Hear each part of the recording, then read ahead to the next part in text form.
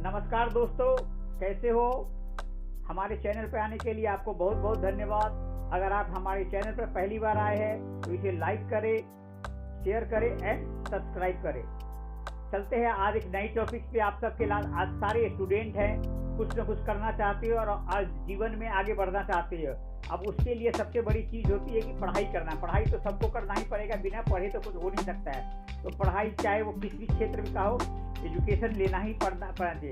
तो पढ़ाई पे आपको कैसे कॉन्सेंट्रेट करें, पढ़ाई में कैसे कंसंट्रेट करेंगे जिसके कारण आपकी रिजल्ट अच्छे आएंगे, आप जीवन में आगे बढ़ेंगे। तो मैं आपसे बातें करता हूँ कि किसी भी परीक्षा या टेस्ट के लिए पढ़ाई करना कठिन और तनावपूर्ण होता है।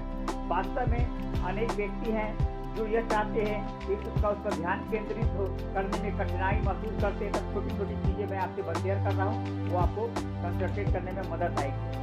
पढ़ने के लिए आपको शांत जगह ढूंढना पड़ेगा, संगीत सुनने से बचना पड़ेगा, टीवी देखने से बचना पड़ेगा। पहली बात है कि सबसे पहले कि पढ़ाई के लिए उचित वातावरण खोजिए। वातावरण आप जहाँ रहते हैं वो कमरा आपका शांत होना, माहौल खुशनुमा होना चाहिए, जहाँ पे आपको किसी भी तरह की परेशानी नहीं हो। आप उस रूम में टीवी वगैरह मत रखें, कंप्यूटर, सेल फोन आदि के पहुँच से बाहर हो। ये सारी चीज़ आपके घर में है। अगर आमतौर पर पुस्तकालय की जगह पे आप पढ़ाई करते हैं तो वहाँ भी शांति हो। स्टूडेंट के लिए आप अपना स्थान बनाएं जहाँ से आप पढ़ सकते हैं। पढ़ाई के बीच से उठकर कलम, हाईलाइटर आदि ढूंढने की कोशिश मत कीजिए।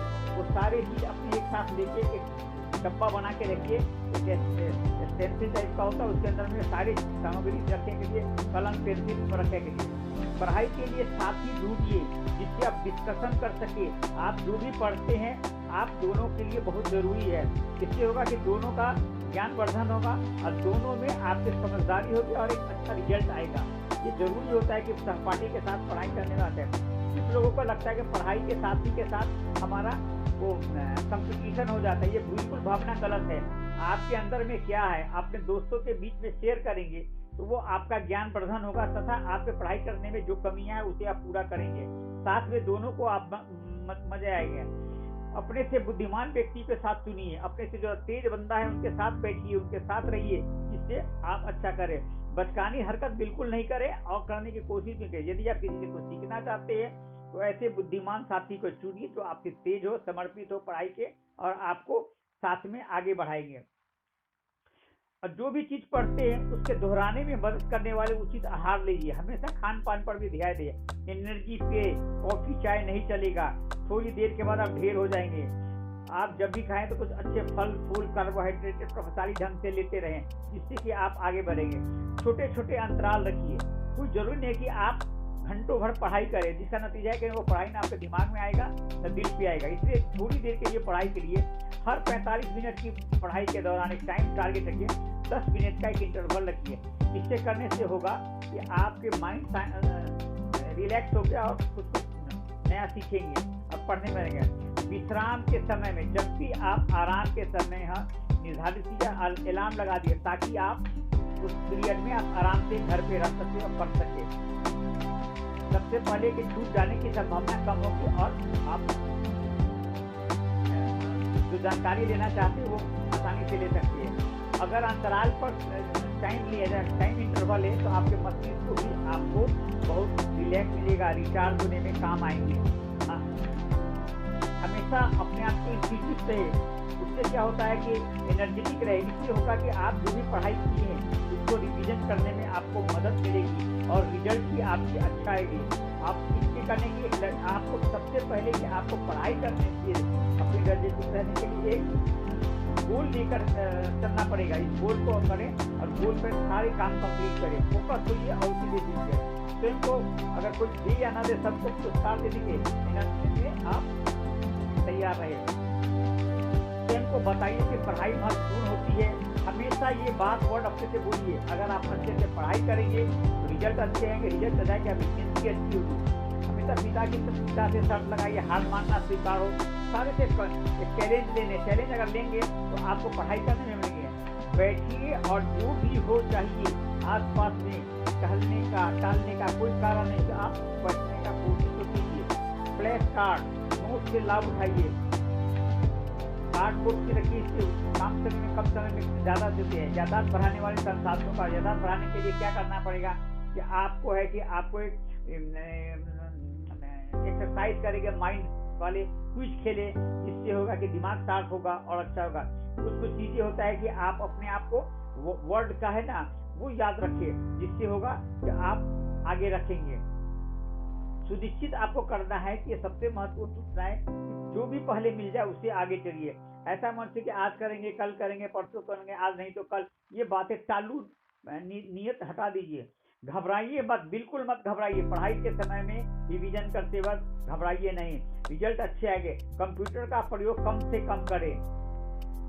कंप्यूटर में जिस इंटरनेट पर आपका डाइवर्ट हो गए, उसके बाद यदि किसी की मदद नहीं मिलती तो संगीत सुनिए, पढ़ाई में मन लगेगा। थोड़ी इंटरवल के बाद संगीत सुनिए। विषय को से भटकिए मत। आप जो टारगेट लेके चले हैं उस पर हमेशा कंसंट्रेट रहे और उसी पे आगे बढ़िए और हिम्मत हारिए नहीं। हिम्मत कभी मत है।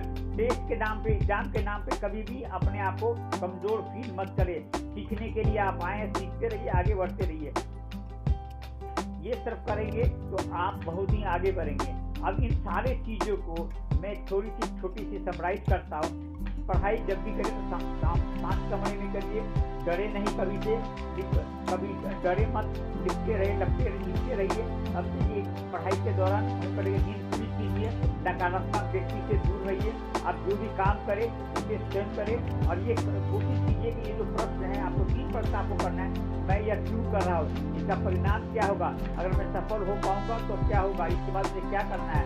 बहुत चिंता मत कीजिए पढ़ाई के दौरान। यदि ध्यान केंद्रित करने में सहायता के लिए आप मस्ती को स्वस्थ भोजन करें, न दोस्तों के बारे में सोचिए, न किसी से तुलना कीजिए। आप स्वयं में एक अमूल्य उत्साहित व्यक्ति हैं, इस बात को मान के चलिए क्या बगे। अच्छे परिणाम आने के लिए माता पिता के खुशी के संबंध में सोचिए, ताकि आप अच्छे बात करेंगे तो आगे बढ़ेंगे। नोट्स बनाइए और सेक्शन बाई सेक्शन पढ़िए और उसके जो है ना बुलेट पॉइंट है उस पर नजर डालिए। बंद कमरे में पढ़ने से काफी सहायता, उत्पादक बढ़ावा मिलता है, छुटकारा मिलता है। पढ़ाई के दौरान समय सारणी आप बनाएं और इससे आप आगे बढ़िए।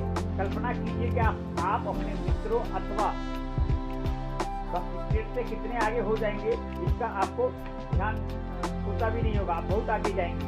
जब आप किसी भी विषय को पढ़ चुके तो छोटे अभ्यास और टेस्ट कीजिए। यदि संगीत से आपकी पढ़ाई में मदद मिलती है तो कभी कभी पढ़ाई संगीत में सुन लिया जाएगी। याद रखिए कि परीक्षा फल अब तक आने सुधर नहीं जाता, तब तक अपने पढ़ाई में मन लगाना चाहिए। ये सारी बातें अच्छी है। दोहराने के लिए अंतिम क्षण की प्रतीक्षा मत कीजिए। आप पहले योजना बनाइए, योजना को याद और पढ़ाई को याद कीजिए। जल्दी हो सके तो शुरुआत कीजिए, तनाव में मत रहिए। प्रतिदिन स्कूल के घर बाहर अवश्य दोहराइए और आके थोड़ा विश्राम कीजिए और आगे बढ़िए। आशा करता हूँ कि ये आपको बहुत ही उपयोगी होगा। धन्यवाद। अगर आपको ये अच्छी लगी तो लाइक कीजिए, सब्सक्राइब कीजिए और शेयर कीजिए। भगवान आपको आगे बहुत